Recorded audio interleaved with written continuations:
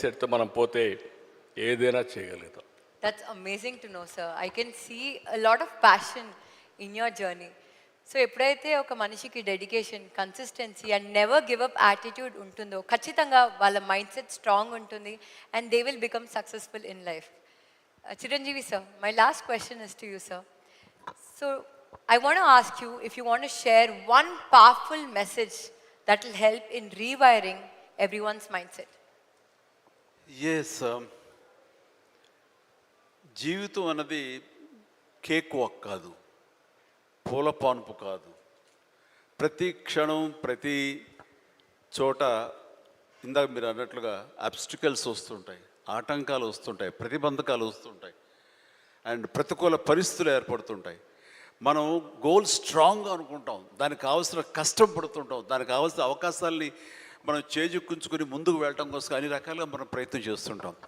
మరి తప్పెక్కడ జరిగింది అంటే నీకు ఎన్నో అన్ఫోర్సీన్ బయటకు వస్తుంటాయి, ఒక డిస్ట్రక్షన్స్ వస్తుంటాయి, డిసప్పాయింట్మెంట్స్ వస్తుంటాయి, నేను డీమోటివేట్ చేసేవాళ్ళు ఉంటారు. ఇలాంటి డీలు ఎన్ని ఉన్నా సరే దాన్ని ఢీ కొనాలంటే ఒక డిటర్మినేషన్ ఉండాలి. అది వెరీ మచ్ ఇంపార్టెంట్.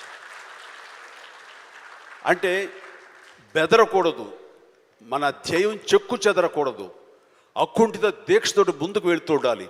నా విషయానికి వస్తే కనుక నేను వచ్చిన కొత్తలో డెఫినెట్లీ నన్ను డిసప్పాయింట్ చేసిన వాళ్ళు ఉన్నారు. నేను హీరోగా ఎదుగుతున్న సమయంలో, హీరోగా 4-5 సినిమాలు చేస్తున్న సమయంలో కొంతమంది ప్రొడ్యూసర్స్ నన్ను ఒక తక్కువ స్థాయి రౌడీ వేషాల కోసం అడిగారు. కొత్తలుడు అని, కొత్తపేట రౌడీ అని, అలా మోసగాడని ఇట్లాగా అడుగుతుంటే పెద్ద పెద్ద హీరో, నేను ఒక పక్క నుంచి మంచి హీరో వేషాలు వేస్తున్నాను. కొన్ని యాంటీ హీరో అయి ఉండొచ్చు, but hero lead man characters వేస్తుంటే ఎక్కడో డిసప్పాయింట్మెంట్ ఉంటుంది. అబ్బా ఏంటి నేను హీరోగా పాజిటివ్ క్యారెక్టర్గా, చట్టానికి కళ్ళు లేవు ఇలాంటి సినిమాల్లో హీరోగా చేస్తుంటే నన్ను చిన్న చిన్న రౌడీ వేషాలు ఏమంటున్నారు, నా జీవితం ఏమైపోతుంది, ఇలా కాదు కదా అని అనుకునే పరిస్థితి, వాళ్ళకి ఎదురు చెప్పలేని పరిస్థితి. కానీ లోపల ఒకటే ధైర్యం, ఎన్ని వేషాలైనా వేయనివ్వండి, ఎటువంటి వేషాలు వేయనివ్వండి, నేను ఖచ్చితంగా అలాంటి వాటి కోసం ఎదురు చూస్తాను, అలాంటి ఖచ్చితంగా వస్తాయని ఒక దీక్ష, ఒక నమ్మకం, నాకు ఆ నమ్మకం నిలబెట్టింది. అండ్ ప్రేక్షకులు, నేను చిన్న చిన్న విలన పాత్ర 2-3 సార్లు సినిమాలు వేసినా సరే అందరూ కూడా చమక్లా మరిచేవాడిని, ఆకర్షించుకునేవాడిని. ఇడెవడో భలే చూస్తున్నాడు, శబాష్, నెక్స్ట్ పిక్చర్ ఎత్తుంది చేయాలి, అండ్ ఇతను సాంగ్స్ బాగా చేస్తాడు, ఈ సాంగ్స్ పెట్టి ఇతను హీరోగా చేయాలంటూ ప్రేక్షకుల చేత నేను మనల్ని పొంది, ప్రేక్షకులు సినిమా ఇండస్ట్రీలో ఉన్నటువంటి ప్రొడ్యూసర్ని, డైరెక్టర్ని నన్ను ఖచ్చితంగా పెట్టుకుని తీసేలాగా చేశారు. కాబట్టి ప్రేక్షక దేవుళ్ళకి ఎప్పుడు నేను రుణపడి ఉంటాను. అది నా ఒక అధ్యక్ష, నా కాన్ఫిడెన్స్ వాళ్ళని రీచ్ అయ్యింది. నేను చెప్పుకోకర్లా, నువ్వు చేసే చిన్న పాత్ర పెద్ద పాత్ర వస్తే నువ్వు చేసే దాంట్లో నీ కన్విక్షన్, నీ యొక్క హావభావాలు, నీ హుషారు వాళ్ళని ఎక్కడో తెలియకుండా రీచ్ అవుతుంది. సైకిల్ కుర్రాడు అంటారు మనూరు పాండవుల్లో, అది 5 మందితో పాటు నేను ఒక కుర్రవాడిని. వాళ్ళకంటే పెద్ద క్యారెక్టర్ నాకు లెంగ్త్ ఏమి లేదు, వాళ్ళకంటే స్ఫురద్రూపేం కాదు.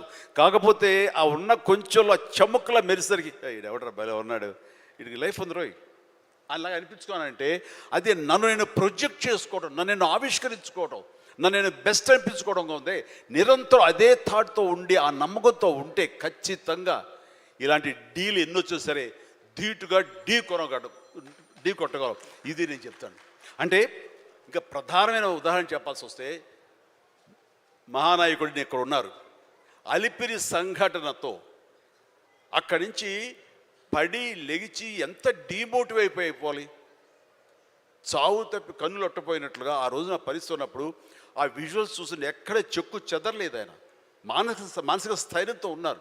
హాస్పిటల్కి వెళ్ళి ట్రీట్మెంట్ తీసుకుని వెంటనే మామూలుగా బయటకు వచ్చారు కానీ ఎక్కడ సరే బెసికారా, కొంచెం వెనక్కి తగ్గారా, ఆలోచన విధానంలో ఏంటిది అన్నారని ఏమీ లేదు. బ్రహ్మాండమైనటువంటి ఒక కన్విక్షన్ తోటి దీన్ని ఆయన ఎదుర్కొని నిలబడేటువంటి హీరో దాత్తత నేను ఆ రోజున చూశాను నాయుడు గారిలో.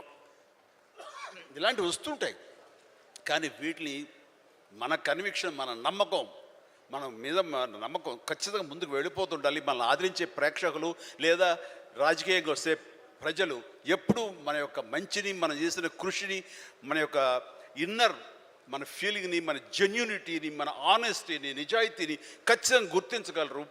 మధ్యలో ఒక్కోసారి ప్రతికూల పరిస్థితులు వస్తాయి, బట్ వాటిని అధిగమించేలాగా వస్తుంది, మనకి రోజులు మంచి రోజులు వస్తాయని కన్విక్షన్ తెలితే కనుక అలాంటి అబ్స్ట్రకల్స్ని ఓవర్కమ్ చేయగలం. దానికి గాను నువ్వు నీ మానసిక ధైర్యాన్ని కోల్పోకూడదు. ఇక్కడ నిలబెత్తున్న నిదర్శనం చంద్రబాబు నాయుడు గారు. అది నేను చెప్పుకొచ్చేది. I can see that you have turned your challenges and hurdles in life